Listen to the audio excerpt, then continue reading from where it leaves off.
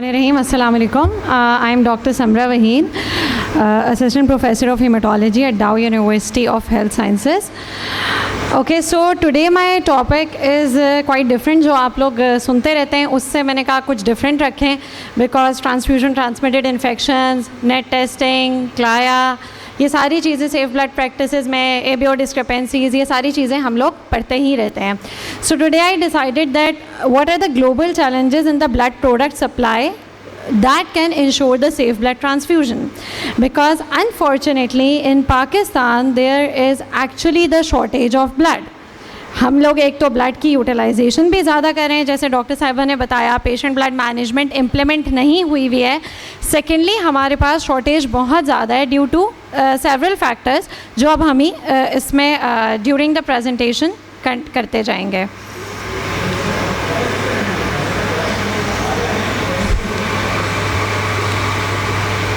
Sorry, it's not working. Okay.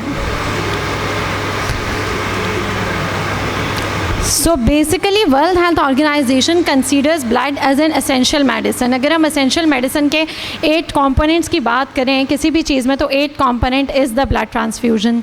Still nearly 2/3 of the countries, primarily the low and middle income countries, जिसमें से we are the lower or the middle income country, lack the sufficient blood supplies to meet the clinical demands. So generally the blood management is a very complex system because of the multifactorial involvement. क्या क्या इसमें हो सकता है, basically क्या क्या factors हो सकते हैं, बिकॉज इसके अंदर हेल्थ रिलेटेड रिस्क होते हैं, सप्लाई की अवेलेबिलिटी हो सकती है, there is fluctuation of the demand, there is a short shelf life. अगर हम किसी इक्विपमेंट की बात करें या किसी ड्रग की बात करें तो शेल्फ लाइफ इतनी छोटी नहीं होती है जितनी ब्लड प्रोडक्ट्स की होती है. सेकेंडली ये एक ह्यूमन बींग से ही प्रोसेस की हुई चीज़ है. So the shelf life is short, there is the availability of the supply and obviously there is a cost जो इस ब्लड की प्रोसेसिंग पे पूरे प्रोसेस पे आती है. So there is an interconnected series of the blood management जिसको हम कहते हैं जी blood supply chain management, BSCM. इसी के बारे में हम आगे सारी बात करेंगे. So what is BSCM, blood supply chain management? Basically it is divided into 4 stages. Number one is the blood collection, जहाँ से ये शुरू होगा के डोनर से ब्लड कलेक्ट करना है. Then second is the production of the blood. Production के साथ साथ उसमें उसकी जितनी टेस्टिंग है, that is the serological testing या ट्रांसफ्यूजन ट्रांसमिटेड इन्फेक्शंस की टेस्टिंग और द क्रॉस मैच, वो सब चीज़ें. And then the inventory of the blood products and the fourth one, the most important and the most neglected, that is the distribution of the blood products. The effectivity on the previous stage will influence the future stage.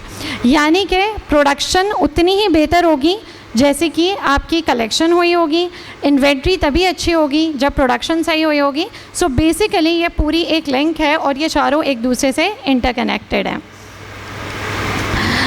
अब हम बात करेंगे सबसे पहले की challenges की कि हमें क्या क्या की चैलेंजेस मिल रहे हैं हर जगह पे. So starting with the collection, जो सबसे बड़ा प्रॉब्लम है that is the shortage of the voluntary donors and reliability on the exchange donors. ये प्रॉब्लम क्यों है? देखिए इसमें 2 वजूहत हैं. एक तो जो एक्सचेंज डोनर्स हैं they don't give the actual history because they are force to donate. उनके जो रिलेटिव्स हैं उन्होंने कहा होता है कि जो भी सवाल पूछें उस पर नो बोल कर आना, because if you will not donate the blood they will not give the product to our patient and our patient needs it. So this is the main challenge. एक तो ये आ जाता है. सेकेंडली हमारे पास में क्या आ रहा होता है कि जब भी हमारे पास एमरजेंसी सिचुएशंस आती हैं, एमरजेंसी सिचुएशंस में exchange donors are not enough. Road traffic accident हो गया है, अब वो कहाँ से इस वक्त उसको 25 से 30 प्रोडक्ट चाहिए including the FFPs, the pack cells and platelets. वो एक्सीडेंट वाला इस वक्त कहाँ से 25 से 30 डोनर्स लेकर आएगा? So we actually need the voluntary donors. उसके अलावा हमारे पास में जो वेक्टर बॉर्न डिजीज़ेज़ हैं they are increasing day by day. अभी पिछले 4-5 दिन से बहुत सारी रिपोर्ट्स आ रही हैं चिकनगुनिया में भी प्लेटलेट्स कम होना स्टार्ट हो गई हैं. मतलब and the use of the platelets, dengue में किस हिसाब से प्लेटलेट्स लगाए जाते हैं, मलेरिया में किस हिसाब से लगाए जाते हैं, we all know this. So जो वेक्टर बॉर्न डिजीज़ेज़ हैं they are increasing. There is increase trend of the transfusion dependent diseases. The prevalence is increasing day by day.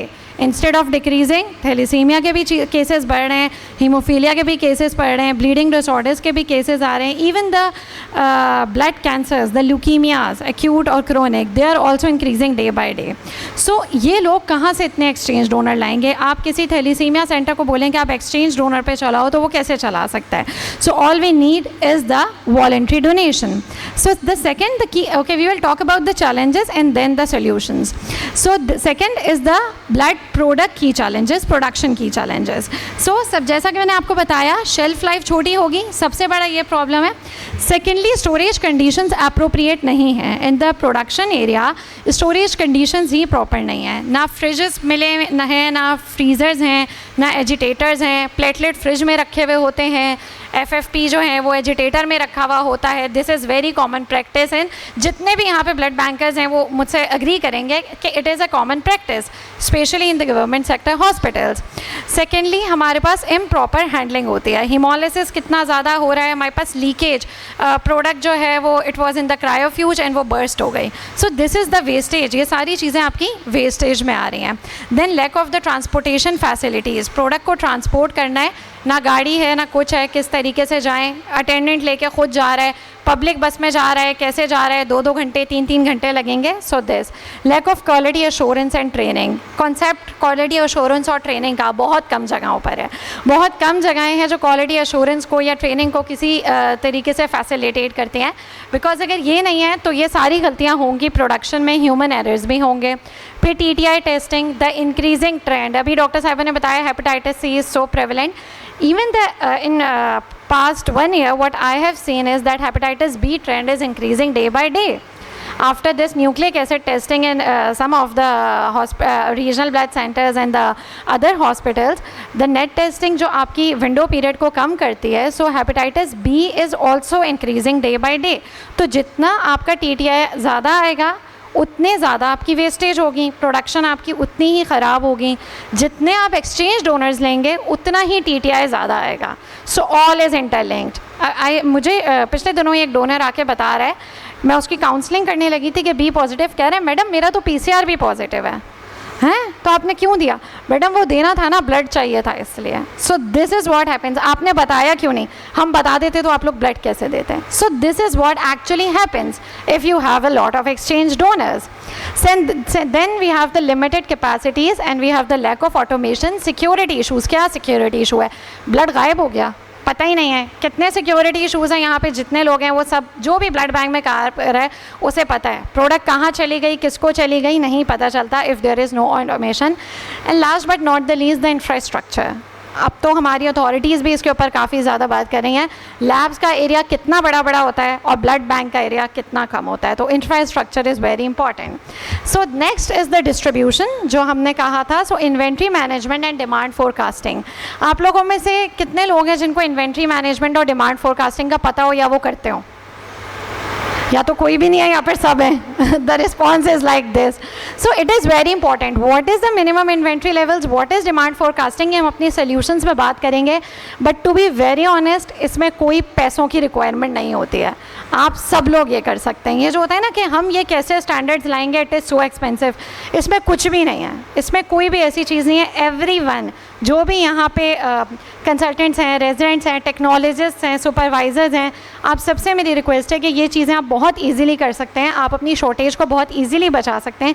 At least जो चीज़ें कर सकते हैं जिसमें आपके पास कॉस्टिंग का इशू नहीं आता, एडमिनिस्ट्रेशन का इशू नहीं आता, एटलीस्ट वो चीज़ें तो करें. Then we have the network design, the transportation logistics, distribution planning and the demand nodes. Demand nodes are basically like the HBBs के जहाँ से आप इंटरलिंक्ड हो. देन द कॉस्टिंग, जो कि बहुत इंपॉर्टेंट है. Lack of information management system. कोई भी सॉफ्टवेयर हो but it should be software based, it should not be manual. किसी भी सूरत शीटों पे लिखना, मैन्युअली इशू करना, ये ब्लड बैंक्स में अलाउ नहीं हो सकता है. एंड देन कम्युनिकेशन, जिसमें आई थिंक हमारी एज ए नेशन हम सबसे ज़्यादा लैग करते हैं. हम लोगों को जवाब देना, एड्रेस करना पसंद ही नहीं कर सकते. तो कम्युनिकेशन इज़ वेरी इंपॉर्टेंट. ये जितनी भी चीज़ें मैंने अभी सब बताई हैं, जो प्रॉब्लम्स बताई हैं, this is basically diagrammatic representation कि ये सारे प्रॉब्लम्स हैं और हम इन्हीं की सल्यूशंस, प्रॉब्लम्स तो बहुत सारे हैं बट हम इन्हीं की अगर सल्यूशंस कर लें तो क्या क्या हो सकता है. So the most important thing is the fostering the voluntary blood donation. अच्छा, हमारी होती है सिर्फ 14 जून को. 14 जून को हर जगह कैंप हो रहे होते हैं, ब्लड डोनर डे की सेलिब्रेशन हो रही होती है. But is it enough? Celebration क्या होती है? हम एक सेशन रखते हैं, उसमें सारे हम स्पीकर्स को इनवाइट करते हैं, उसमें सारे हेल्थ केयर सिस्टम के लोग आते हैं, वही बैठते हैं. ज़्यादा से ज़्यादा जो रेगुलर वॉलेंट्री डोनर्स हैं उनको बुला के हमने उनको कुछ तालियां शालियां बजा के स्पीच कर दी. इस तरह से आप कैसे अपनी डोनेशन बढ़ाएंगे? वो तो ऑलरेडी रेगुलरली दे रहे हैं, आप किस तरीके से बढ़ाएंगे? आप मुझे बुलाएं, मैं 4 लाइनें बोलूँ एक 14 जून को, मैं किस तरह बढ़ा सकती हूँ? नहीं बढ़ सकते. पब्लिक अवेयरनेस कैंपेन्स होना ज़रूरी है. ब्रेस्ट कैंसर की देखें किस हद तक पब्लिक अवेयरनेस कैंपेन्स हो रही हैं इस टाइम पर, हर तरफ हो रही हैं, मतलब हर कोई कर रहा है. कोविड के टाइम पे क्या हुआ था? पोलियो, दो polio is still in the country, but उसकी कैंपेन्स कितनी स्ट्रॉन्ग है. हमारे पास इसकी कैंपेन्स होना बहुत ज़्यादा ज़रूरी है. सोशल मीडिया, पब्लिक फोरम्स, इनका यूज़ होना बहुत ज़्यादा ज़रूरी है. कितनी दफ़ा हमें Facebook, Insta, Twitter, XYZ, X जो भी ट्रेंड्स ये वो है, वो देखते हुए हमें ब्लड डोनेशन के मैसेजेस मिलते हैं. हम तो हर वक्त उसके बारे में बात करते हैं, तब भी नहीं मिलते हमें उसके. तो जो लोग उसके बारे में बात ही नहीं करते तो उनको कैसे मिलेंगे? Okay, recognisation and appreciation. क्या कर सकते हैं? मैसेजेस, बहुत सारे सेंटर्स मैसेजेस भेज रहे हैं. भाई अब हमें अगर हमारी बर्थडे पे हमारा बैंक मैसेज कर देता है, हम भी तो खुश हो जाते हैं ना. तो अगर हम अपने वॉलंटरी डोनर्स को एक बर्थडे का मैसेज ही भेजना शुरू कर दें तो दे विल बी हैप्पी कि हमें इस तरीके से आ रहे हैं. This is the appreciation and the recognization. Now what is incentive and reward? अब इसके ऊपर तो there is a long debate. हमारी हमेशा कॉन्फ्रेंसेज में होती है कि हम पैसे नहीं दे सकते वॉलंटरी डोनर्स को, हम रिन्यूमरेट नहीं कर सकते, वरना फिर उसमें जो हमारे पास जितने भी इन्फेक्शस डिजीज़ वाले हैं वो भी आके वॉलंटरी बनना स्टार्ट हो जाएंगे. So what we can do is, ये जो मैंने 2 लाइंस लिखी हैं, बेसिकली हमने जब अपना ये डोनर डे का था, so at Dow University we arrange different camps at the different colleges of Dow University. Dow University में बहुत सारे MBBS students, BDS students, BS, physiotherapy, XYZ, हर जगह पे हमने अपने कैंप लॉन्च किए. पूरे जून में हमने कैंप किए एंड वी सेड कि आप ब्लड देने आए, आप दे सकते हैं, ठीक है, आप डेफर हो रहे हैं तब भी, कुछ भी आप आए हैं, वी हैव अ बॉक्स, एक A5 पेपर है, उस पर कोई टैगलाइन सोचें और वो टैगलाइन लिखें. And then the jury will decide कि कौन सी टॉप 3 टैगलाइंस हैं. हम उनको रिवॉर्ड्स भी देंगे और उन 3 टैगलाइंस को हम पूरे 1 साल तक हर जगह पे यूज़ भी करेंगे. So literally we had such a good response. वो चाहे लोगों ने गूगल से लिखी, कहीं से भी लिखी, बट इतनी सारी टैगलाइंस आई. और हम इसको चूँकि चाहते थे कि हम इस किसी भी तरह से बाइसनेस ना हो, तो मैंने उनको इंस्टीट्यूशन का नाम लिखने से मना कर दिया. बिकॉज अगर मैं जूरी में और मैं देखूँगी कोई MBBS वाला है तो शायद मैं उसको थोड़ा प्रेफर कर दूँ. तो हमने कहा just your name and your contact number and then we will know. तो ये हमारे पास जो dare to care, blood is to share, वो ये एक लड़का था जो कि फर्स्ट इसने लिया था. So we give him a certificate, we give him a small present. कोई बड़ी चीज़ नहीं थी, एक छोटा सा खाली प्रेजेंट था. वो नेक्स्ट टाइम खुद भी आएगा और अपने साथ 4 लोग भी लेकर आएगा. And we all know students are the healthiest.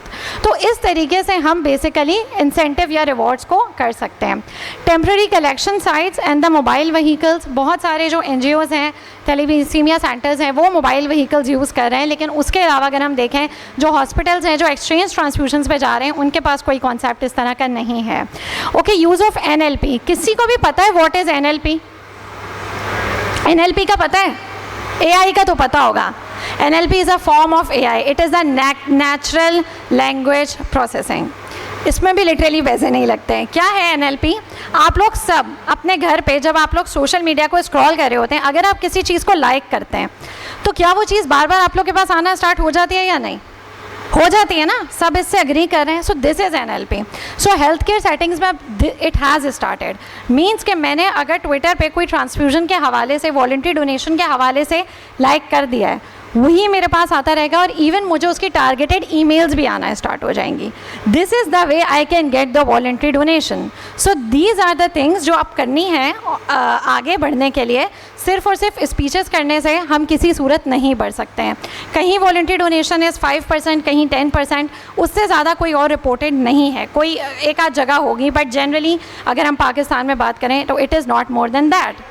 Second thing is the automation. अगर हम बात करें कि अगर हम ऑटोमेशन की तरफ जाएं, obviously it required resources, but अगर हम देखें तो ऑटोमेशन से ह्यूमन रिसोर्स आपकी कम हो जाती है. तो एट एनी कॉस्ट आप कहीं ना कहीं उसे कॉस्ट इफेक्टिव ज़रूर कर सकते हैं, क्योंकि जहाँ पे भी ह्यूमन हो गए, वहाँ ह्यूमन एरर्स भी होंगी, इनकन्सिस्टेंसी भी होगी, टाइम कंज्यूमिंग भी होगा, लेबर इंटेंसिव भी होगा, क्वालिटी कंट्रोल के प्रोसीजर्स भी ख़राब होंगे और ट्रेसेबिलिटी और स्टैंडर्डाइजेशन भी लिमिटेड होगी. सो इट इज़ वेरी इंपॉर्टेंट कि हम हर जगह पे प्रोसेसिंग में, ग्रुपिंग में, स्टोरेज में जहाँ तक ऑटोमेशन ला सकते हैं. Even now many centres temperature chartered भी ऑटोमेटेड टेम्परेचर चार्टिंग कर रहे हैं. वो हर 4 घंटे के बाद जाके टेक्नोलॉजिस्ट को नहीं लिखना होता है. It is automated and if it is wrong तो आपके पास अलार्म आ जाएगा कि भाई it is not maintaining the temperature. Fridge का टेम्परेचर 8 पे चला गया, you will get the alarm. Point of care testing का डॉक्टर साहिबा ने बताया, उससे आप प्लेटलेट्स को, प्लाज्मा के यूज़ को बहुत हद तक जस्टिफाई कर सकते हैं. टीटीआई टेस्टिंग ऑटोमेशन पे चली जाएगी, जिस हद तक, उस हद तक हमारे एक्सपेंसेस एक्चुअली कम होंगे, जो हमें लगता है कि बढ़ जाएंगे. लॉस कम होगा, एक्सपायरी कम होगी, टर्न अराउंड टाइम बेहतर होगा, रिसोर्स प्लानिंग कर सकते हैं और हम इस सारे सिस्टम को ऑटोमेशन पे लेके जा सकते हैं. सो next is the inventory management and the distribution plan. Communication होनी चाहिए सबसे पहले. तो मैं एक जगह पे हूँ, I am a blood centre और मेरे साथ hospital based blood banks associated हैं. अगर मेरी उनके साथ कम्युनिकेशन या इंटरेक्शन अच्छी नहीं है तो मैं कुछ भी नहीं कर सकती हूँ.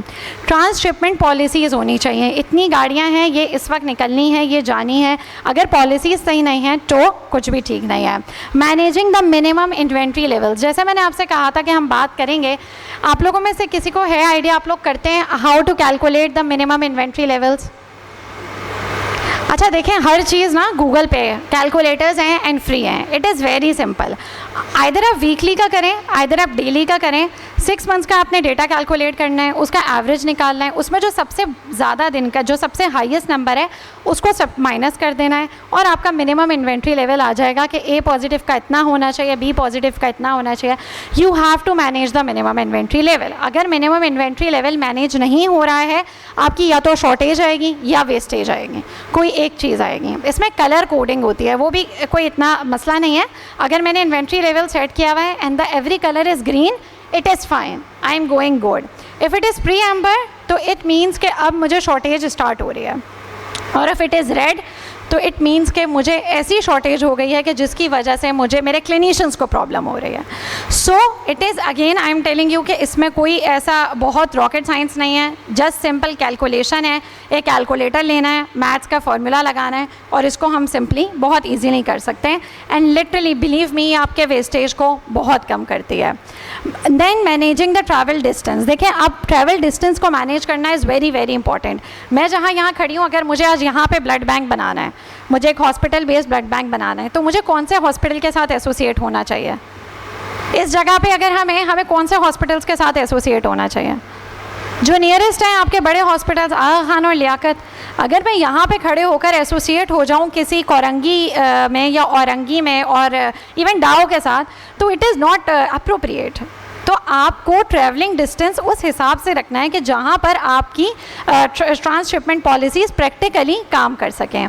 Then demand forecasting. What is demand forecasting? Demand forecasting में आपको हॉस्पिटल की नीड होती है, उसमें भी आप 6 मंथ्स या 1 ईयर का डेटा निकालते हैं. उसमें आपको सीजनल वेरिएशन मिल जाती है. हम सब ने बड़ी रिसर्च की हुई है, प्लेटलेट्स किस महीनों में ज़्यादा चाहिए होते हैं. यहाँ मेरी, जहाँ मैं पहले काम करती थी, वहाँ के बच्चे बैठे हैं, इन लोगों ने भी इस बात पर काम किया हुआ है कि कहाँ पर कौन सी प्रोडक्ट किस महीनों में चाहिए होती है. सो आपको डिमांड फोरकास्टिंग होगी, आप निकाल के रख लेंगे कि ये फोरकास्टिंग है, मुझे इतनी प्रोडक्ट चाहिए. उस हिसाब से अपनी वॉलंटरी डोनेशन को आप कर सकते हैं. ये सब चीज़ें आपकी शॉर्टेज के ऊपर बहुत अच्छे तरीके से काम करेंगे. क्वालिटी, ट्रेनिंग एंड लाइसेंसिंग क्यों इंपॉर्टेंट है? Continuous improvement. अगर मैंने ये सोचा कि मुझे आज सब कुछ आता है तो एक्चुअली मेरे ब्रेन की डेथ हो गई. I have to improve. अब हमने जब रेजिडेंसी की थी और अब मैं, obviously things have changed a lot. 5-10 सालों में बहुत चीज़ें बदल गई हैं. तो I have to improve myself. मैं इम्प्रूव करूँगी तो मेरे लोग इम्प्रूव करेंगे. So continuous improvement, quality control, training and education, risk management, all these things are very important. We have to comply with some regulation. किसी regulation के साथ, किसी एक्रेडिटेशन पे जाने का ये फ़ायदा होता है कि आपके सारे जो प्रोज एंड कॉन्स हैं वो आपके सामने आ जाते हैं और आप अपनी चीज़ों को बेहतर कर सकते हैं.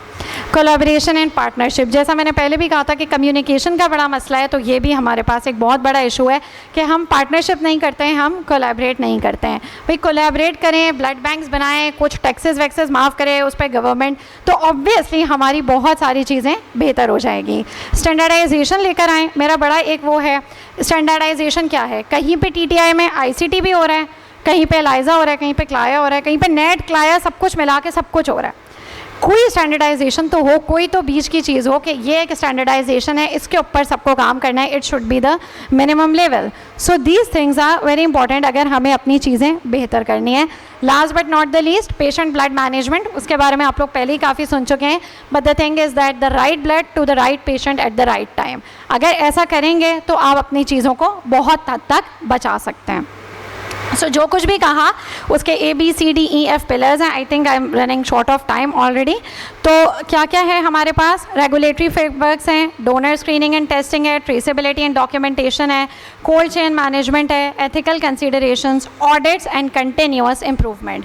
Audits are very important, KPIs are very important. हर कोई अपने की परफॉर्मेंस इंडिकेटर खुद बना ले, मेरे की परफॉर्मेंस इंडिकेटर हैं, मुझे इतनी प्रोडक्ट की क्वालिटी कंट्रोल करनी है। अगर मेरी 80% पास आ रही है, 20% फेल आ रही है, तो उस 20% का क्या है, मैं उस 20% का क्या कर रही हूँ, उस वेस्टेज को मैं क्या कर रही हूँ।